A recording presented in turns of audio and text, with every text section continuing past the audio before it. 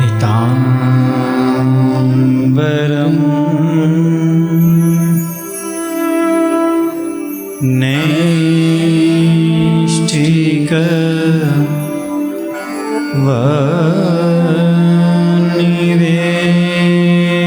नैष्ठिकवर्णनिवेशम्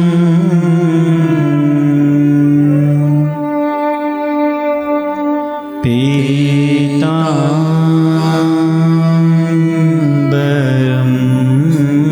तं नटवर्यवेशम्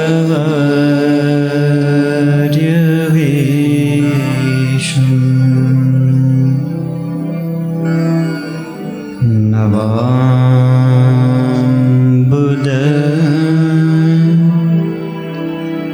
श्यामल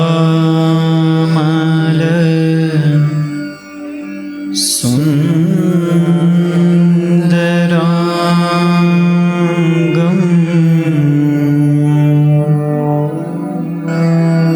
वन्दे हरिं धर्मसुतं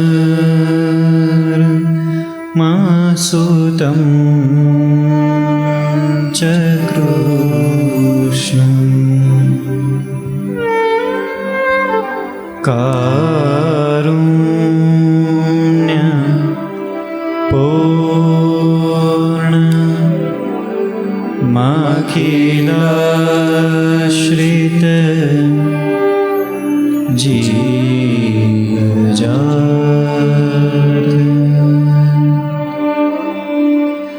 तापत्रयोपशमन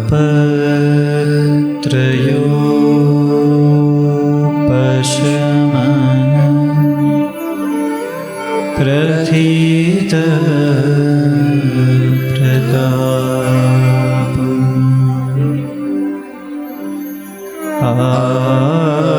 आनन्द मूर्ति मामलं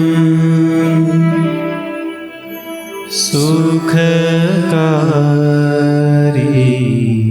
शीलम् नारायणं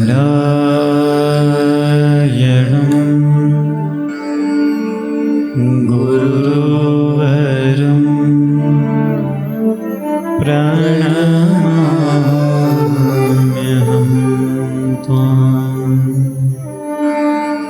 ॐ श्री पूर्णपुरुषोत्तमा नमो नमः।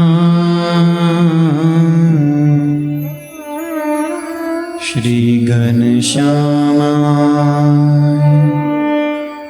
हरे कृष्ण श्री सहजानंद स्वामिने नमो नमः।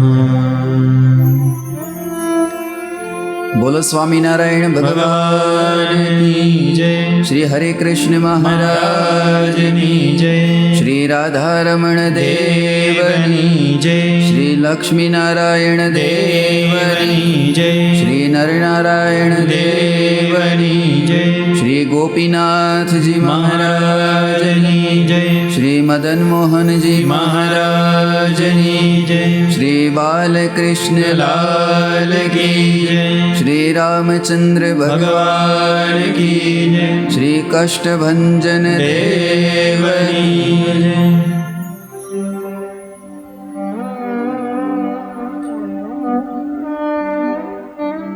आओ कथाना प्रारंभ महाप्रभु નીલકંઠવર્ણીજીનું ધ્યાન કરી અને કથામાં પ્રવેશ કરીએ।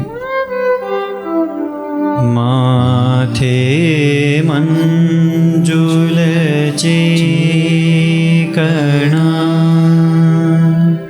चढ़कता भोरा भला કેશ છે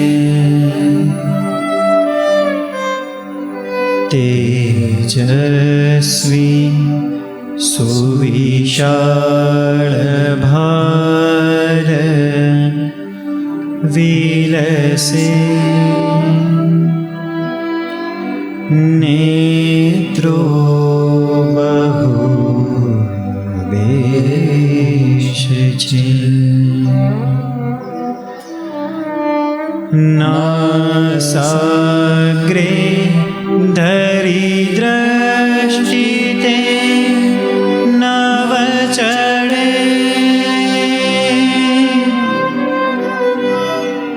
નાસાદિશે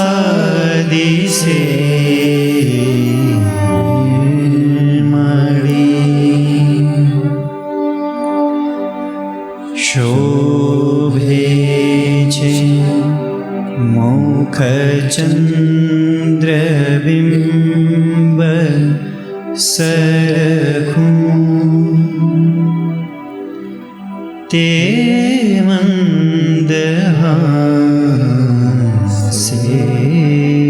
મળી કંઠી માળ કમંડળું વળી ધર્યા સચ્શાસ્ત્ર નો ગુટકો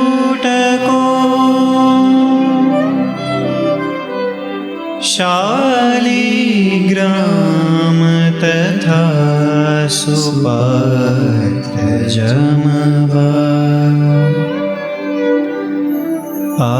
આસીન પૈ સોટકો પાણી ગાળણ વસ્ત્ર કોપેન તથા બીજું બહિર્વાસ છે કુવેથી જળ કાઢવા સુતરની દોરી હરી પાસ છે કુવેથી જળ કાઢવા સુતરની દોરી હરી પાસ છે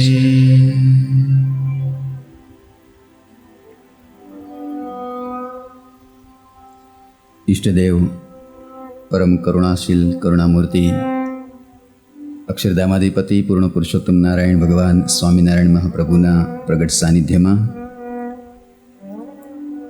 તીર્થધામ સરદારધામને આંગણે 16મો બાળ યુવા મહોત્સવ એના પ્રેરક પ્રણેતા માર્ગદર્શતા આપણા સૌ કોઈના જ્ઞાન ગુરુ એવા પરમ પૂજ્યપાદ ગુરુવર્યશ્રી એમના ચરણોમાં નતમસ્તક કોટી કોટી દંડવત પ્રણામ નિવેદનની સાથે સભામાં ઉપસ્થિત ગુરુતુલ્ય પૂજ્ય આનંદ સ્વરૂપ સ્વામીજી, પૂજ્ય બ્રહ્મ સ્વરૂપ સ્વામીજી, વડીલ ગુરુબંધુ પૂજ્ય વ્યાપક સ્વરૂપ સ્વામીજી આદિક મારા વાલા ભગવાનનું હૃદય એવા સંતો પાર્ષદો, ઉપસ્થિત યુવાનો, હરિભક્તો, ઓનલાઈન લક્ષ્ય ટીવી ચેનલ તથા સરદાર કથા યુટ્યુબ ચેનલ, લક્ષ્ય ટીવી યુટ્યુબ ચેનલના માધ્યમથી ઘેર બેઠા આ બાળ યુવા મહોત્સવનો દિવ્ય લાભ લઈ રહેલા એવા સર્વે કથાનુરાગી, ભગવદ અનુરાગી યુવાનો, બાળકોને હૃદયથી જય સ્વામિનારાયણ.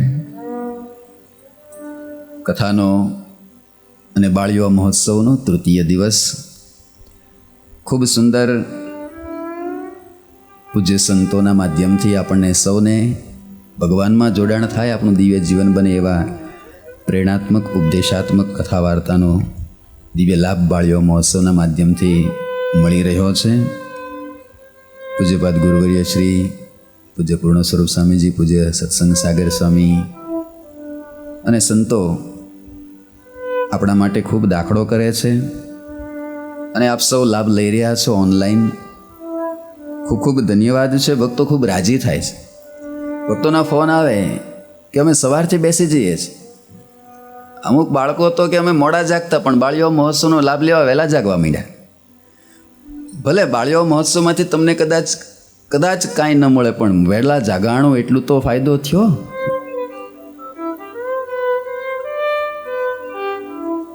ખૂબ બાળકો પણ રાજી થાય છે ઘેર બેઠા. યુવાનો પણ ખૂબ લાભ લે છે, વડીલો પણ લાભ લે છે. આવો ભગવાન નીલકંઠની દિવ્ય યાત્રામાં જોડાઈએ.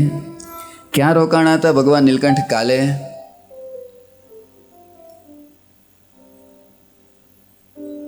હિમાલયની અંદર કેદારનાથ. નાહ્યા મંદા કિની નદીમાઈ, પછી ત્યાંથી ચાલ્યા સુખદાઈ. ગંગામાં નાય ને ભગવાન નીલકંઠ ચાલ્યા આગળ. ગુપ્ત પ્રયાગ માંથી પ્રયાણ આવ્યા કેદારનાથ સુજાણ.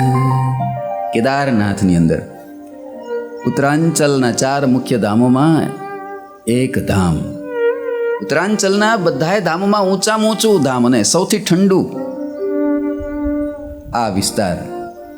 ચારે બાજુ જ્યાં જુઓ ત્યાં બરફ છે. અને 12 જ્યોતિર્લિંગમાંનું એક જ્યોતિર્લિંગ કેદારેશ્વર ભગવાન મહાદેવજી વિરાજે છે. ભગવાન નીલકંઠ ત્યાં પધાર્યા છે. હજારો યાત્રિકો ત્યાં દર્શન માટે આવ્યા છે ને એણે ભગવાન નીલકંઠની મૂર્તિને જોઈ.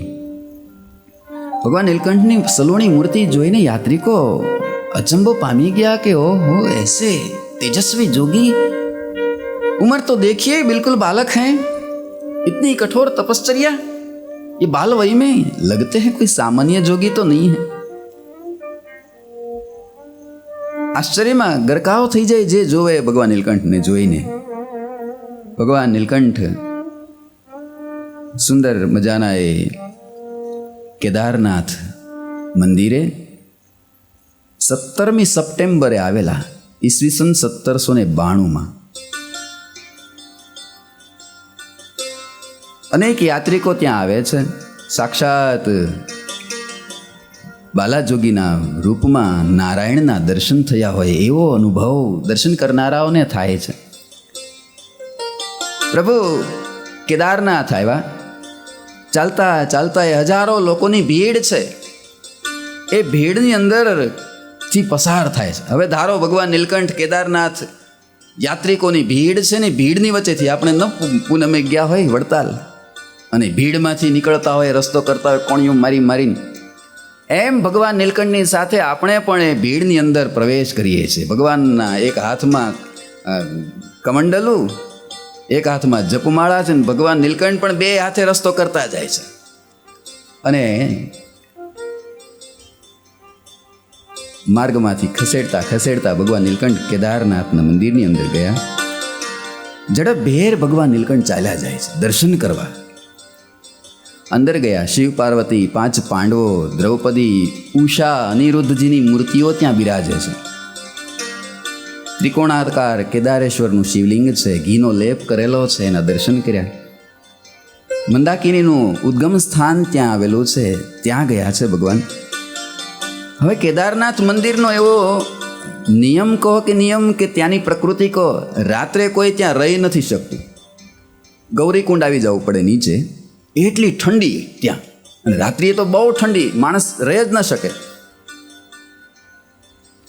આ બાજુ ધીરે ધીરે સાંજ ઢળવા માંડી એટલે પૂજારીએ નીલકંઠ પ્રભુને કહ્યું કે જોगी, चलो यहाँ से अब हम नीचे जाएं, यहाँ रात नहीं ठहर सकते, रातवासा यहाँ नहीं कर सकते, चलिए नीचे. ત્યારે ભગવાન નીલકંઠ મંદ હસતા કહે છે કે સુનિए पुजारी जी, हमें तो आगे जाना है यहाँ से, पीछे क्यों मुड़े? हमें तो बद्रीनाथ जाना है. એટલે પાછો શા માટે જાઓ? રાત અહીંયા જ રોકાઈ જાય છે. पुजारी कहे, बाला जोगी, यहाँ रहने की कोई सुविधा नहीं है, इसलिए चालो नीचे उतर जाओ. પણ ભગવાન નીલકંઠ માન્યા નથી. भगवान नीलकंठ कहे छे कि हम तो यहीं ठहरेंगे, हमें बद्रीनाथ जाना है, जहाँ नर नारायण प्रभु तपस्या करते हैं, हमें दर्शन के लिए जाना है. पुजारी जी कहे छे, पण जोगी ए आटलो अहींया हिमप्रपात, तीव्र ठंडा पवनो सुसवाटा मारता बरफना पसार थता शरीरने फाड़ी नाखे, रही नहीं शको अहींया, माटे उतरो नीचे, गौरीकुंड जईए आपणे. भगवान नीलकंठ कहे छे, अहींया રહેવાની કોઈ વ્યવસ્થા ન હોય તો અમે તો ઉપર મંદાકિનીના ઉદ્ગમ સ્થાન સુધી ચાલ્યા જઈશું, ત્યાં રાત રોકાશું. પેલા પૂજારી કહે છે, પણ જોગી અહીંયા નથી રહી શકાતું, અને તમે અહીંથી 2 કિલોમીટર ઉપર મંદાકિનીનું ઉદ્ગમ સ્થાન છે ત્યાં જવાની વાતો કરો છો. પૂજારી એક બાજુ જોગીને બાલા જોગીને મનાવે છે ને એક બાજુ આશ્ચર્ય થાય છે કે આની હિંમત તો જો.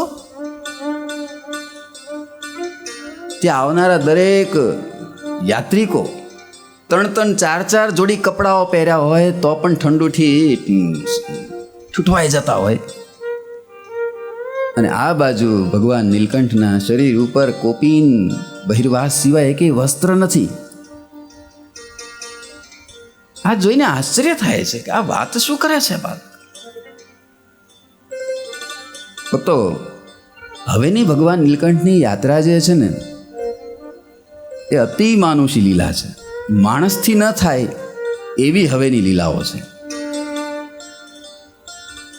કોઈ પણ વસ્ત્ર વગર, કોઈ પણ પગરખા વગર, ઉઘાડા પગે બરફ આચ્છાદિત પ્રદેશમાં, હિમાલયમાં કાતિલ સુસવાટા મારતા પવન હોય અને એ ઠંડીની વચ્ચે 11 વર્ષના બાળકથી રહેવું કે ચાલવું કલ્પના બહારની વાત છે. પણ નીલકંઠ પ્રભુએ એ માર્ગ લીધો.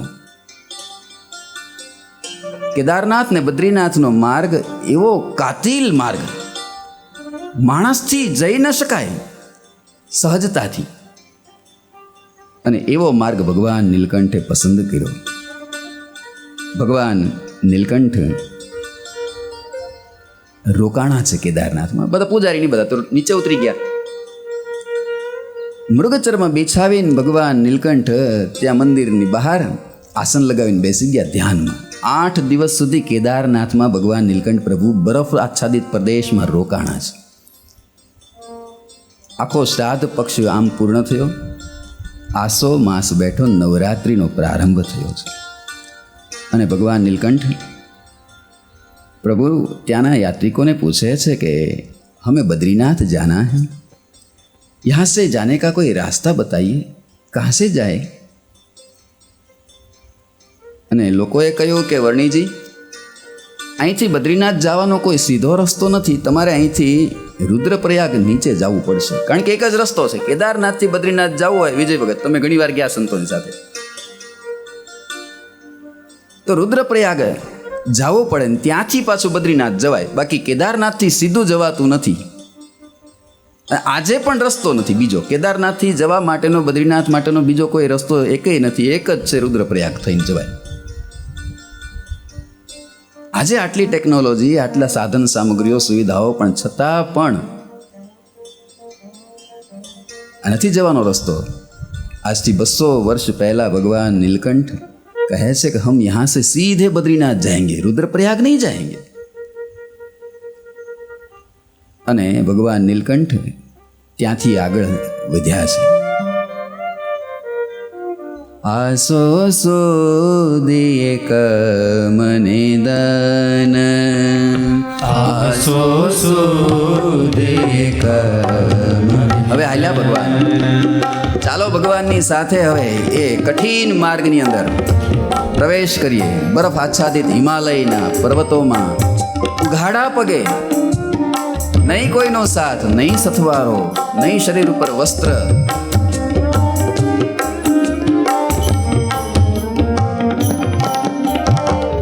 આસો સોદિયે કમને સૂદે કામન ગાના. ચાલ્યા કેદારથી ભગવાન, ચાલ્યા કેદારથી ભગવાન. ચાલ્યા કેદારથી ભગવાન. ચાલ્યા કેદારથી ભગવાન. यात्री को ત્યાં ના કહે છે કે વર્ણીજી यहाँ से बद्रीनाथ जाने का कोई मार्ग है ही नहीं, रुद्रप्रयाग जाना होगा आपको, सीधे कैसे जाएंगे, रास्ता ही नहीं है. ભગવાન નીલકંઠ કહે છે કે રસ્તો ન હોય તો હું રસ્તો કરી દઈશ. યુવાનો અને બાળકો જે અત્યારે લાઈવ જોવે છે એમને માટે ખાસ ભગવાન નીલકંઠ અહીંયા આપણને મોટિવેશન કરે છે. રસ્તો ન હોય તો રસ્તો કરવાની તાકાત આપણામાં છે, એ ભગવાન નીલકંઠ આપણને બતાવે છે. નહીં તો જવાતું તું રુદ્રપ્રયાગ થઈને. કેમ ન ગયા? કેમ કઠિન માર્ગ જ્યાં રસ્તો દેખાતો જ નથી એમાંથી ચાલવાનો આગ્રહ ભગવાનનો આપણને બતાવે છે કે હે યુવાનો, તમને રસ્તો ન દેખાય તો એમાંથી રસ્તા કરો. અત્યારે તો કેવું છે, 10માં 12માં માર્ક ઓછા આવ્યા હોય ને એકાદામાં કંઈક ફેલ થયો હોય ને ત્યાં તો સીધો ડેમમાં પડવા જાય. યોગેશ્વર સ્વામી સુરતમાં હોય તો તાપીમાં પડે, અમદાવાદમાં હોય તો કાંકરિયામાં પડે. એટલે જરાક 2 માર્ક ઓછા આવ્યા ત્યાં મરવાનું. જીવનની કઈ કિંમત છે કે નહીં? વાત વાતમાં આપણે એક વ્યક્તિને 12માં એક વિદ્યાર્થીને માર્ક ઓછા આવ્યા, ડાયરેક્ટ એના કરતા ઓછા આવ્યા, મરવા તૈયાર થયો. એની જેવો બીજો મળી ગયો, એને ઓછા આવેલા, ખ્યાલ થયેલો. એ તો 2 જણા ભેગા થયા કે હાલો આપણે મરવા જઈએ ને પડીએ આજી ડેમમાં. બોલો બીજો કે એટલે મરી ન જવાય હો, મરશું તો બીજે જન્મે એલકેજી પાછું ચાલુ કરવું પડશે. એ કરતા કેમિસ્ટ્રીના 2 પેપર પછી ફરી આપી દેવા હારા.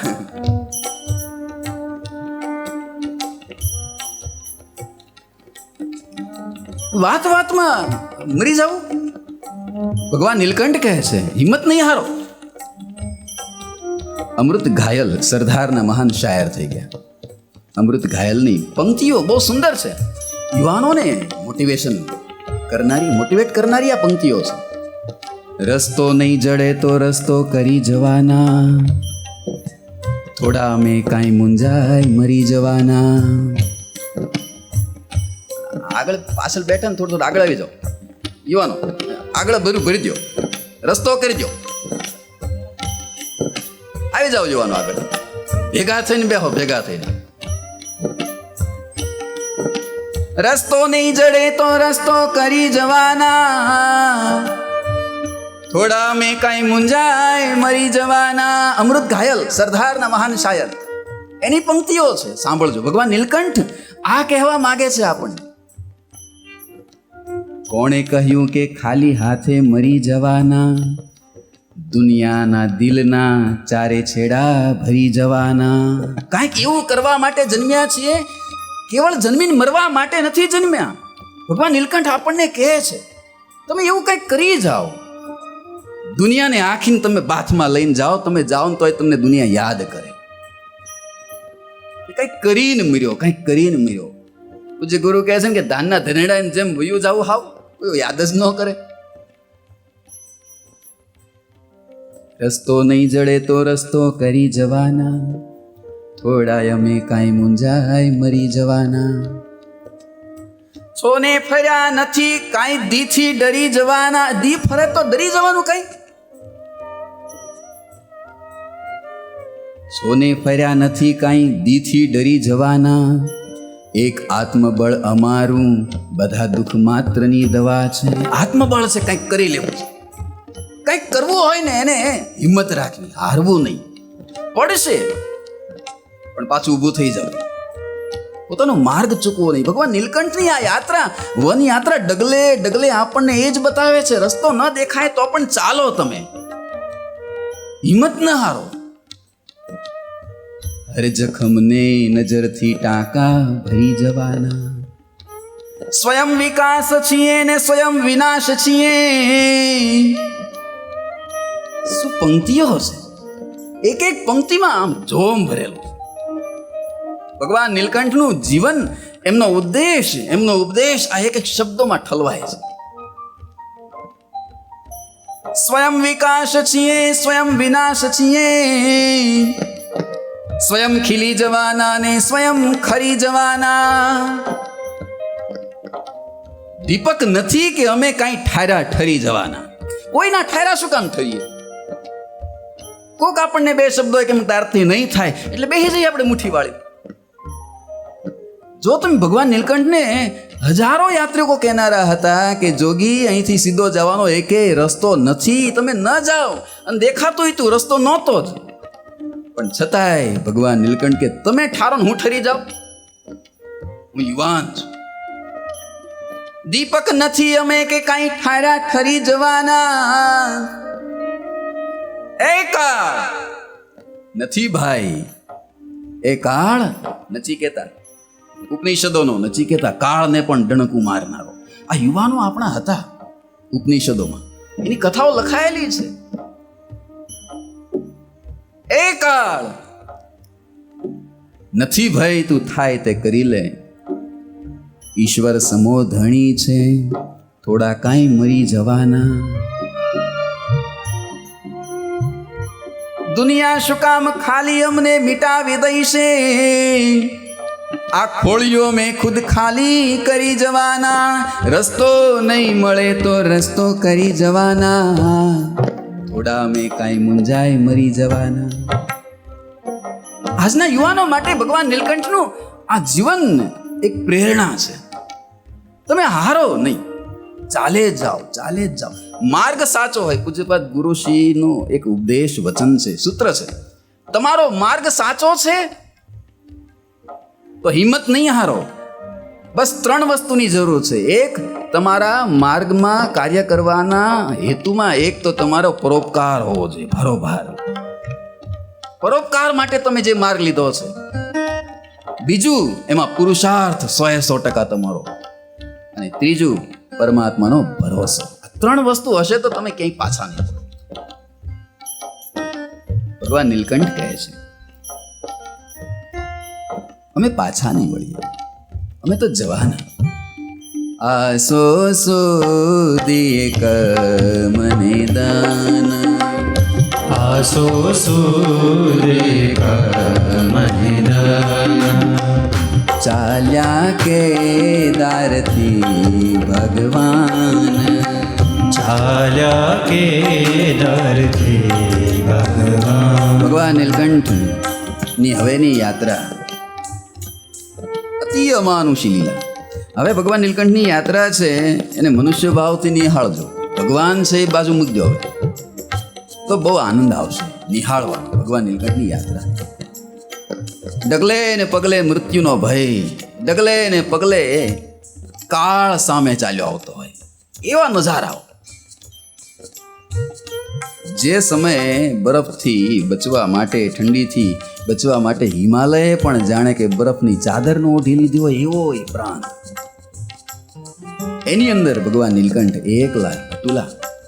રસ્તો જ નથી, પોતે જાતે કરવાનો છે. જ્યાં જુઓ ત્યાં બરફના પહાડો જ દેખાય. નહીં પાણી, નહીં અન્ન, નહીં ફળ ફૂલ, કેવળ કાતિલ ઠંડો પવન, બીજું કાંઈ નહીં. 11 વર્ષની ઉંમર. જેમ આપણે જમીન ઉપર ચાલીએ ને એમ ભગવાન નીલકંઠ બરફ ઉપર ચાલ્યા જાય છે, ઉઘાડા પગે પાછા. તમે કલ્પના કરો, આજે પણ જેઓ હિમાલયની યાત્રાઓ ટ્રેકિંગ કરવા માટે જાય છે ને સાહસિકો, એ લોકોને પણ અમુક કન્ડિશન હોય છે કે તમારે આટલી વસ્તુ તો ફરજિયાત સાથે લઈ જાવી. 4 જોડી કપડાં ઓછામાં ઓછા પહેરવાના એક સાથે. ટ્રેકિંગ શૂઝ હોય એની અંદર 4 જોડી મોજા પહેલા પહેરવાના. ગરમ પાણી, ઓક્સિજન સિલિન્ડર સાથે લઈ જવાના. અમુક દવાઓ સાથે લઈ જવાની, માસ્ક, ઘણી વસ્તુઓ સાથે લઈ જવાની હોય. છતાંય અમુક પહોંચે તો પહોંચે, નહીં તો પાછા જ નથી આવતા કોઈ. ક્યાંય બરફના ઢેરમાં ગરકાવ થઈ જાય છે.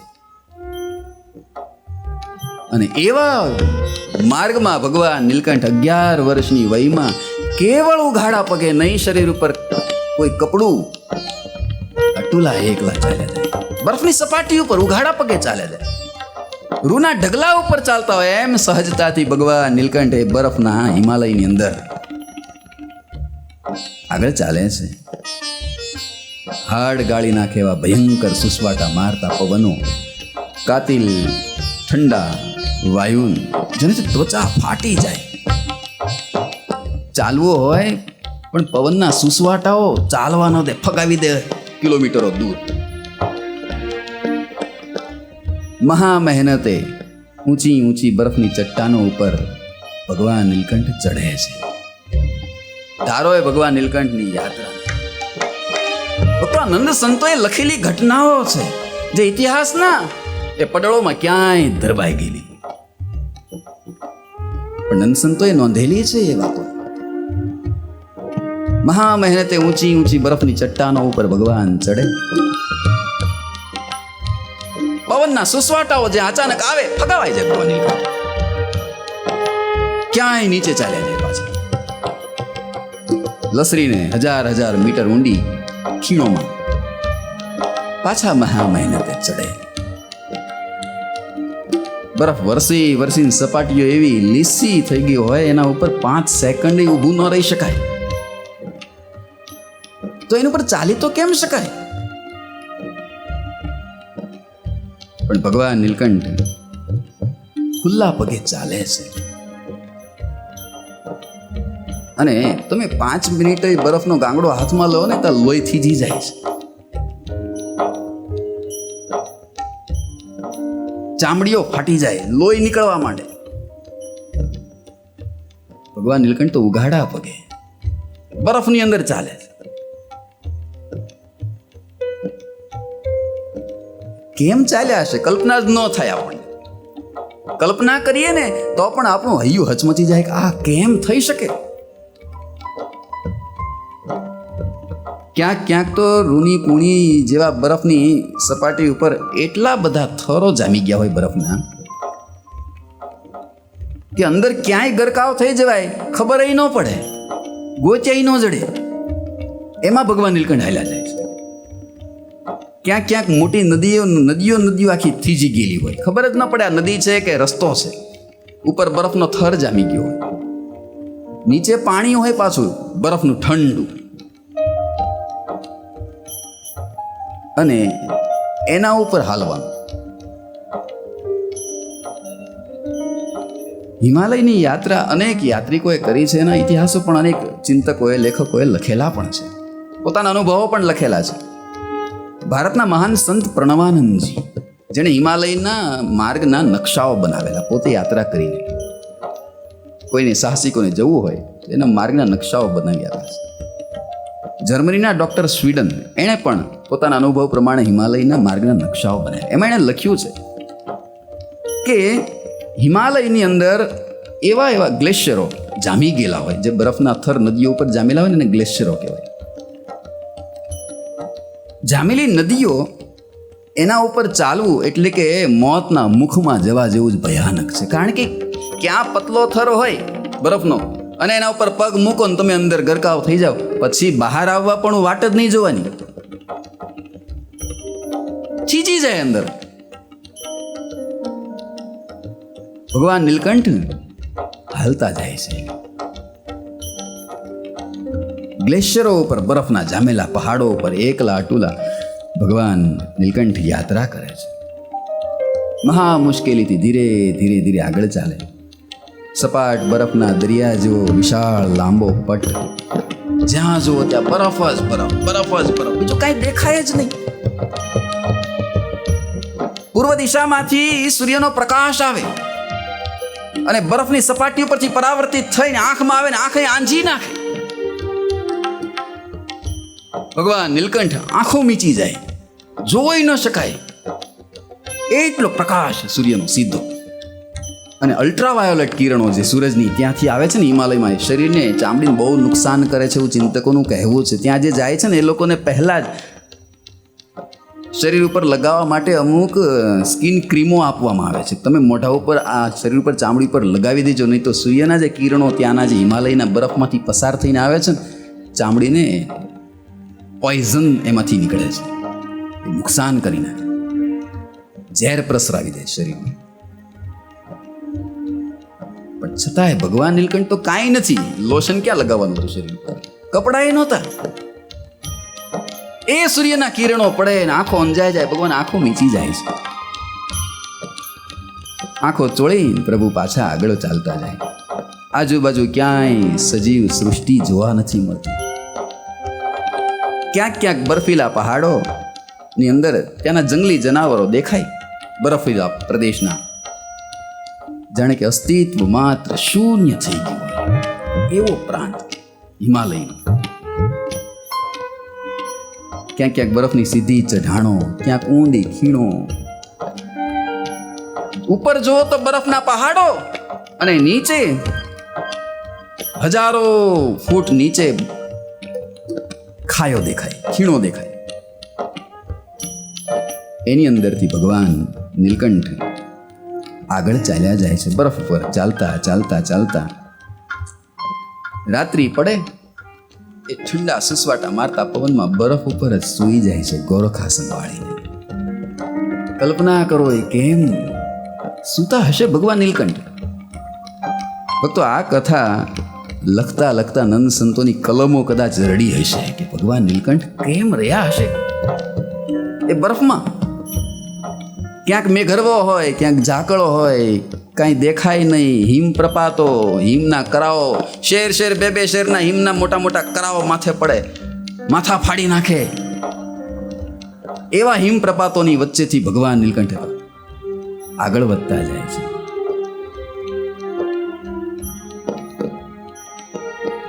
ઘણા લોકો ભગવાન સ્વામિનારાયણને ઓળખી નથી શકતા, અને લોકો એમ કહે છે કે ભગવાન સ્વામિનારાયણ ભગવાન નહીં, સમાજ સુધારક હતા. કોઈ એમ કે સારા સજ્જન વ્યક્તિ હતા, કોઈ એમ કે સંત હતા, કોઈ એમ કે મહાપુરુષ હતા. પણ એ લોકોને એકવાર જો આ વન વિચરણની કથા જો વાંચવામાં આવે ને ભગવાન નીલકંઠની, અને વાંચે, અને કોઈ પ્રકારનો પૂર્વગ્રહ છોડીને જો એકવાર સાચા દિલથી ભગવાન નીલકંઠનું આ વન વિચરણને વાંચે અથવા સાંભળે ને, તો એને ખબર પડે કે સ્વામિનારાયણ એ કોઈ સમાજ સુધારક નહીં, કોઈ મહાપુરુષ નહીં, કોઈ સંત નહીં, પણ કેવળ ને કેવળ ભગવાન હતા. ભગવાન સિવાય આવી ક્રિયા કોઈથી થાય નહીં. અને એ ભગવાનપણું ભગવાન નીલકંઠનું પ્રસ્થાપિત કરવા માટે લોકોને ખબર પડે ને, એટલા માટે જ પૂજ્યપાદ ગુરુશ્રીએ કલ્યાણકારી દિવ્ય યાત્રા ભગવાન નીલકંઠની એક ગ્રંથ આપણા માટે બનાવ્યો છે. ભક્તો, કદાચ કોઈને ખબર ન, યુવાનો જે સાંભળે છે લાઈવ, એકવાર આ ગ્રંથ વાંચજો. પૂજ્યપાદ ગુરુશ્રી આપણને ભગવાન ઓળખાય એટલા માટે આ ભગવાન નીલકંઠની 7 વર્ષની વન વિચરણની યાત્રા, દિવસ દિવસની યાત્રાઓ ભગવાન નીલકંઠે કેવી કઠિનાઈઓમાંથી પસાર કરીને એ વિતાવી છે. અને વિશેષ આ હિમાલયની અંદર ભગવાન નીલકંઠ રહેલા છે, કેવી રીતે દિવસો પસાર કર્યા, કેવી કઠિનાઈઓ, કેવી મુશ્કેલીઓ, આખો અહેવાલ 72 ગ્રંથોના સંદર્ભોની સાથે, 1-2 નહીં, 72 ગ્રંથો, સંપ્રદાયના શાસ્ત્રો, મોટા મોટા અંગ્રેજ લેખકો એ વખતના 200 વર્ષ પહેલાના, એણે જે નોંધેલી વાતો છે, એ સમયની પ્રકૃતિ હિમાલયની કેવી હતી ભગવાન નીલકંઠ જ્યારે વનમાં ગયા ત્યારે. માટે ખાસ આ દિવ્ય કલ્યાણકારી યાત્રા જે યુવાન, જે બાળક પાસે ન હોય, ખાસ સરદાર મંદિરમાંથી મળે છે. તમે એકવાર વસાવજો, વાંચજો, સમય કાઢીને વાંચજો. ભગવાન ઓળખાશે નીલકંઠ પ્રભુ કેવા હતા, શું કર્યું છે એમણે આપણા માટે. બદ્રીનાથ જવા માટે કેદારનાથની પાછળની હિમગીરીઓમાંથી કોઈ રસ્તો હતો જ નહીં, પણ છતાંય ભગવાન નીલકંઠ આગળ ચાલ્યા છે. આગળ ચાલતા ચાલતા ભગવાન નીલકંઠ આસો સુદ દશમના દિવસે બદ્રીનાથ પહોંચ્યા છે. કુલ 9 દિવસ ભગવાન નીલકંઠ હિમાલયના બરફોની વચ્ચે રહ્યા છે. 9 દિવસ, નહીં જળ નહીં અન્ન. ક્યાંક ક્યાંક સવાર પડે, ભગવાન નીલકંઠ એકે દિવસ સ્નાન કર્યા વગર કાઢ્યો નથી. જો ભૂલતા નહીં તો એમ માનો બરફની અંદર ભગવાન રહ્યા તો ત્યાં કઈ નાવા ધોવાની વ્યવસ્થા નથી. ભગવાન નીલકંઠે એમાંય રસ્તો કર્યો છે. બરફના જામેલી નદીઓના ગ્લેશિયરો ઉપર ભગવાન નીલકંઠે પોતાને પાસે પાવડીક લાકડી હતી એનાથી બરફ તોડીને એમાંથી પાણી કાઢ્યું છે હિમાલયનું, ને એનાથી સ્નાન કર્યું છે ભગવાને. સ્નાન કરીને પૂજાઓ પણ કરી છે ભગવાન નીલકંઠે. ભગવાન નીલકંઠ કહે છે, બતાવે છે યુવાનોને, કોઈ પણ સંજોગો, કોઈ પણ પરિસ્થિતિ, એમાં તમે મારી પૂજા એનો ત્યાગ ન કરશો. ફક્ત પૂજાનો શું મહિમા છે. ભગવાનની પૂજા કરો. અને ઘણા લોકો એમ કહે છે કે પૂજામાં સમય શું બગાડવો. અમારા હૃદયમાં ભગવાન છે ને. યુવાનો ઘણા એમ માનતા થયા છે. જાજુ ભણી લે ને, ભગવાનમાં માનતા તો બંધ થઈ જ ગયા છે. દેખાય નહીં અને એમ માનતા નથી. પાપ દેખાતું નથી, પુણ્ય દેખાતું નથી, સ્વર્ગ નરક દેખાતું નથી, ભગવાન દેખાતા નથી, અને અમે ન માનીએ. સાંઈરામભાઈ બહુ સરસ એક વાત કરી છે. સાંઈરામ દવે એ કે અમારી પાસે 2 યુવાનો આવ્યા. એ કે અમે ભગવાનમાં માનતા નથી. કેમ કે દેખાતા નથી માનતા. સાંઈરામભાઈ કે મેં એને પૂછ્યું કે હું આ બોલું છું એ શબ્દ તને દેખાય છે કે ના? તો હું નથી બોલતો. બોલો છો ને? આ વાયર દેખાય છે પાવરનો, એમાં તમને કરંટ દેખાય છે ના? તો મોઢું મારીને એમ ખબર પડે. મોઢું થોડું મરાય, મરી જવાય ને, એમાં કરંટ છે, નથી દેખાતો ને. પછી કે તારા પપ્પા છે કે હા? નામ ખબર છે? હા. જોયા છે. એના પપ્પાને જોયા? હા, એને જોયા. એના પપ્પાને એને જોયા. એના પપ્પાને તારા દાદાને જોયા કે ના? એને જોયા. તો નહોતા? નથી જોયા શું નહોતા? કે હોય જ ને. ત્યારે સાંઈરામભાઈ કે વાંદરા કૂતરા બિલાડાના વંશ રહેતા હોય તો ભગવાનના વંશ ન હોય? નથી દેખાતો શું? નથી. ભગવાન તત્વ એવું છે, એને તમે જો સાચા ભાવથી આરાધો ને તો એ બધી જગ્યાએ છે. જોવાની દ્રષ્ટિ જોઈએ તમને. આપણા ઉપનિષદો કહે છે ભગવાન તો બધી જગ્યાએ છે. શું કામ નથી?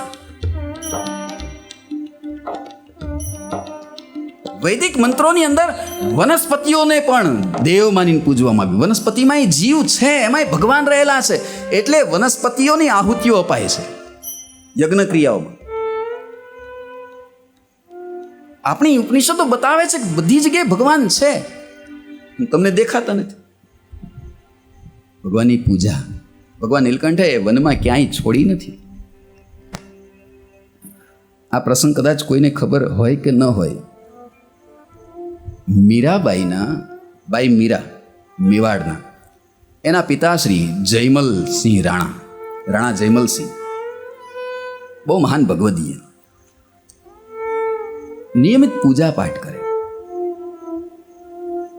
જોજો પૂજાનો શું મહિમા છે. નિત્ય પૂજા પોતાની પૂજા કરે ને એમનો નિયમ હતો કે પૂજા ગૃહમાં ભગવાનના મંદિર નાનું બનાવેલું ઘરમાં, એમાં જ્યાં સુધી જયમલ રાણા બેઠા હોય ત્યાં સુધી એને કોઈએ બોલાવવાનું નહીં.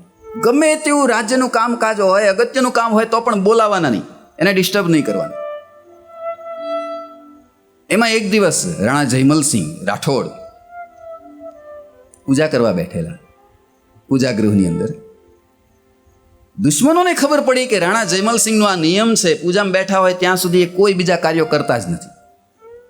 તકનો લાભ ઉઠાવીને દુશ્મનોએ અચાનક હુમલો કર્યો મેવાડ ઉપર. આ બાજુ મંત્રીમંડળ પ્રધાનમંડળ ભેગું થયું. અરે શું કરશું?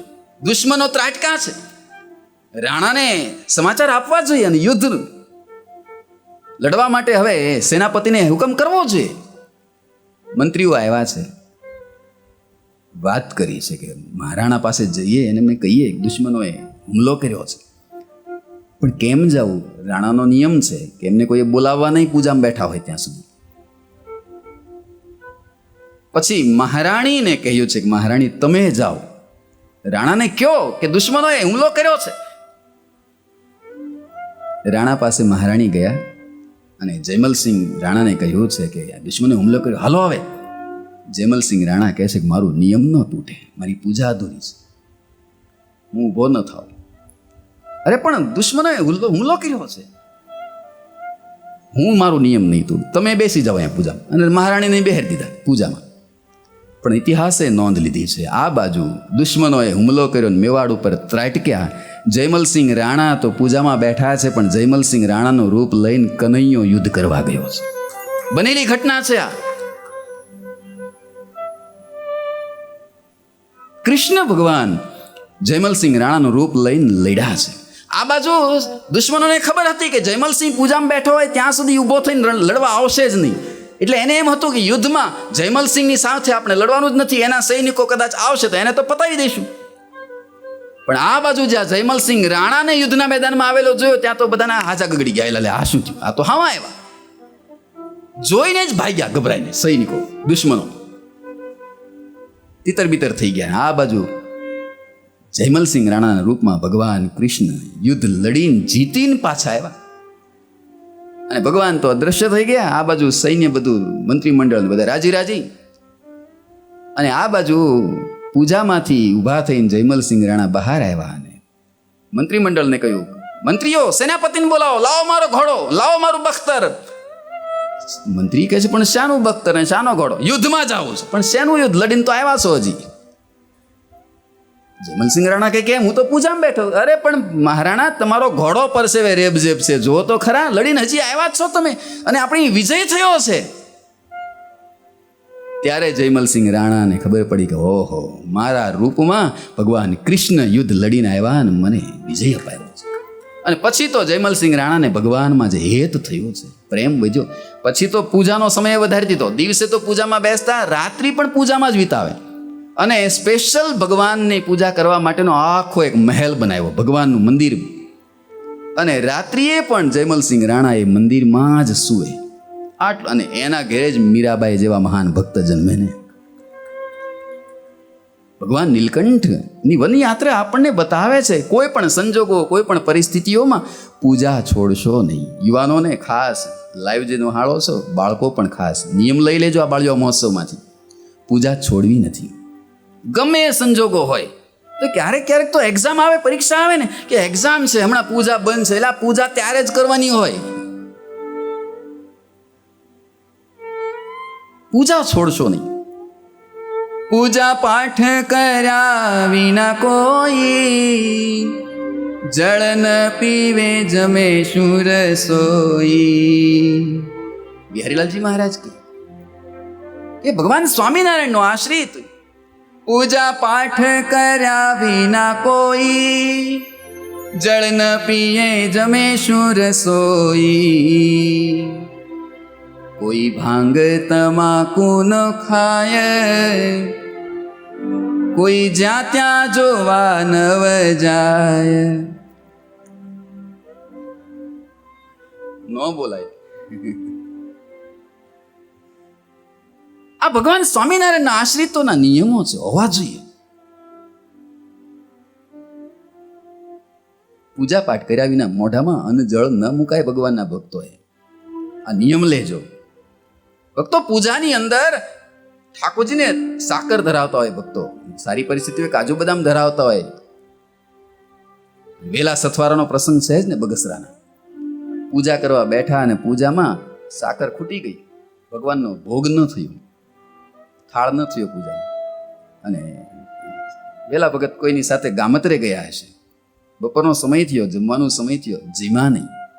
પેલા સાથે આલે કીધું, કેમ વેલા ભગત જમો ને? કે ના, મારે આજ પૂજા થઈ જ, પણ પૂજામાં ભગવાનને સાકર ખૂટી ગઈ હતી, ભૂલાઈ ગઈ છે, મને ધરાવવાની નથી, એટલે ભગવાનને ધરાવવાનો નથી થાળ મારાથી જમાય નહીં. કલ્પના કરો. અને એના માટે ભગવાને સ્પેશિયલ આખો સાકરનો ડુંગરો બતાવવો પડ્યો છે. સાકરનો પર્વત ભગવાને કરી દીધો. તો તમે જો ભગવાનની નિષ્ઠા રાખશો ને તો ભગવાન તમારી સાથે રહેશે. પૂજા છોડશો નહીં. પૂજા કર્યા વિના મોઢામાં અંજળ મુકાય નહીં. ભગવાન નીલકંઠ ચાલતા ચાલતા 9 દિવસે બર્ફીલા પહાડોમાં એકલા અટુલા અનેક કઠિનાઈઓ, અનેક પરિસ્થિતિઓમાંથી પસાર થતા આસો સુદ દશમના દિવસે તારીખ 24/9/1792 વિક્રમ સંવત 1849ના દિવસે બદ્રીનાથ પહોંચ્યા છે. આસો સુધી એક મને દન, આસો સુધી મને દન, ચાલ્યા કેદારથી ભગવાન, ચાલ્યા કેદારથી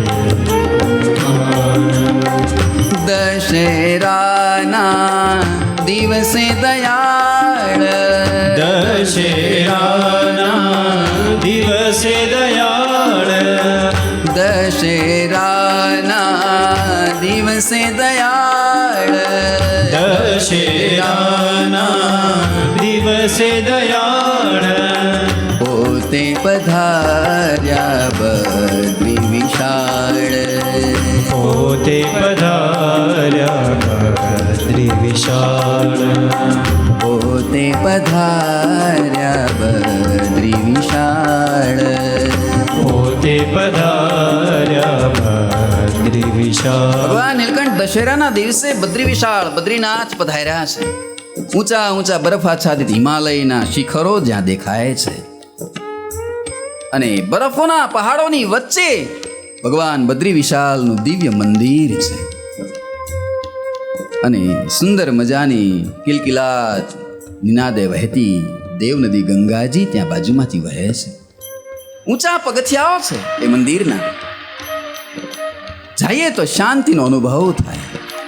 એ બદ્રીનાથજીનું ભવ્ય મંદિર, બદ્રીનાથજીની મૂર્તિ શાલિગ્રામની શિલામાંથી બનાવેલી છે. બદ્રી વિશાળ ભગવાન ધ્યાનમગ્ન ચતુર્ભુજ મૂર્તિ છે. બંને બાજુ નર અને નારાયણ છે અને સેવામાં ઉદ્ધવ અને નારદજી રહેલા છે. એકવાર આનો ઇતિહાસ એવો છે, એકવાર ભગવાન નારાયણ નારદજીને કહ્યું કે કળિયુગમાં મારા દર્શન તો અસંભવ છે, માટે કળીનો પ્રભાવ ટાળવા માટે હે નારદજી, આ પૃથ્વી ઉપર ભારતખંડની અંદર, ભારત વર્ષની અંદર એક કુંડની અંદર અમારી પ્રતિમા અંદર રહેલી છે, એને તમે ઉદ્ધાર કરી બહાર કાઢો અને સ્થાપના કરી અને પૂજા કરો. કળિયુગમાં ભારત વર્ષની પ્રજાનું રક્ષણ થશે. અને નારદજીએ ભગવાનના કહેવા પ્રમાણે એ કુંડમાંથી મૂર્તિ કાઢી, જે કુંડમાંથી મૂર્તિ કાઢી એને અત્યારે નારદ કુંડ કહેવામાં આવે છે. અને બદ્રી વિશાલજીની મૂર્તિ એ કુંડમાંથી બહાર કાઢી નારદજીએ પહેલી વાર સ્થાપના કરેલી છે. નારદજીએ સ્થાપેલી બદ્રી વિશાલજીની નરનારાયણ ભગવાનની મૂર્તિઓ છે. બૌદ્ધ ધર્મનું જ્યારે પ્રબળપણું આ ભારતમાં આવ્યું ત્યારે આ બદ્રી વિશાલજીની મૂર્તિ એટલે ધ્યાનસ્થ બેઠેલી છે. બૌદ્ધો એમ માનતા કે આ બુદ્ધની પ્રતિમા છે, એમ માનીને પૂજા કરતા. પણ પછી તો શંકરાચાર્યજી મહારાજ આવ્યા, બૌદ્ધોનો પરાજય કર્યો. બૌદ્ધો તિબેટમાં ભાગી ગયા, પણ ભાગતા ભાગતા જતા જતા બદ્રી વિશાલજીની મૂર્તિને લઈ અને અલકનંદાના વહેતા પ્રવાહમાં નાખી દીધી. આ બાજુ શંકરાચાર્યજી મહારાજ બદ્રી વિશાલજી આવ્યા બદ્રીનાથ, મંદિર ખાલી જોયું, મૂર્તિ નહીં. યોગ પ્રભાવથી જાણ્યું કે અલકનંદાના પ્રવાહમાં મૂર્તિઓ ગરકાવ થઈ ગઈ છે, પાછી બહાર કાઢી અને પરિવાર જગતગુરુ શંકરાચાર્યજી મહારાજે આ મૂર્તિઓને સ્થાપિત કરી છે બદ્રીનાથ મંદિર. અતિ સુંદર મૂર્તિઓ છે. અને પછી શંકરાચાર્યજી મહારાજે દક્ષિણના નામુદ્રીપાદ બ્રાહ્મણોને પૂજારી તરીકે અહીંયા રાખ્યા છે. પવિત્રપણે પૂજા થાય ને જે પૂજારી હોય ને 12 વર્ષ સુધી બ્રહ્મચર્ય રાખવું પડે, આટલી પવિત્રતા.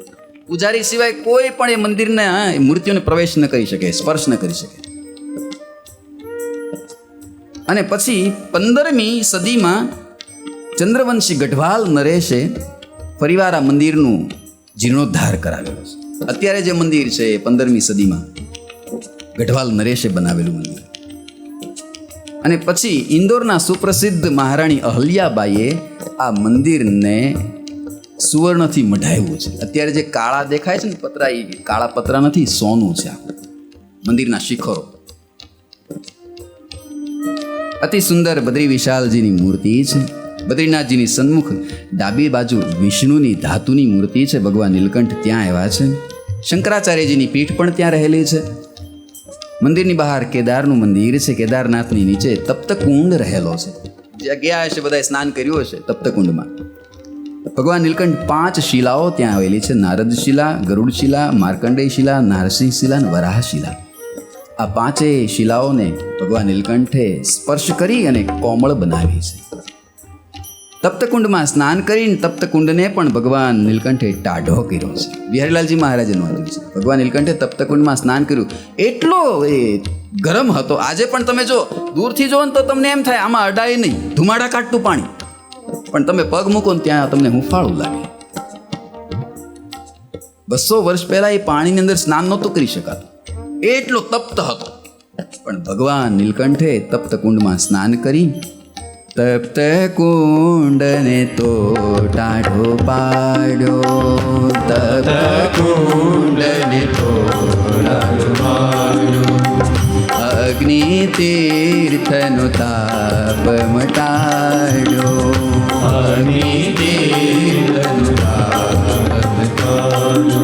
તપ્તકુંડને ટાઢો પાડી અને ભગવાન નીલકંઠ તપ્તકુંડમાં સ્નાન કરીને બહાર નીકળ્યા છે. અને ભીંજાયેલા શરીરે જ ભગવાન નીલકંઠ તપ્તકુંડની બહાર આવીને બદ્રીનાથજીના મંદિરના પગથિયાની પાસે ધ્યાનમાં બેઠા છે. ધારો એ ભગવાન નીલકંઠ તપ્તકુંડમાંથી સ્નાન કરી બહાર આવ્યા છે. શરીર ભીંજાયેલો છે, કેશવાળી છૂટી છે, મુખ ઉપર ભગવાનને એ સ્નાન કરેલા જળના બિંદુઓ ટપકી રહ્યા છે. અને ભગવાન નીલકંઠ ધ્યાન કરવા માટે મંદિરની બહાર બેઠા છે. પદ્માસન વાળી અર્ધમીચેલા નેત્રો છે.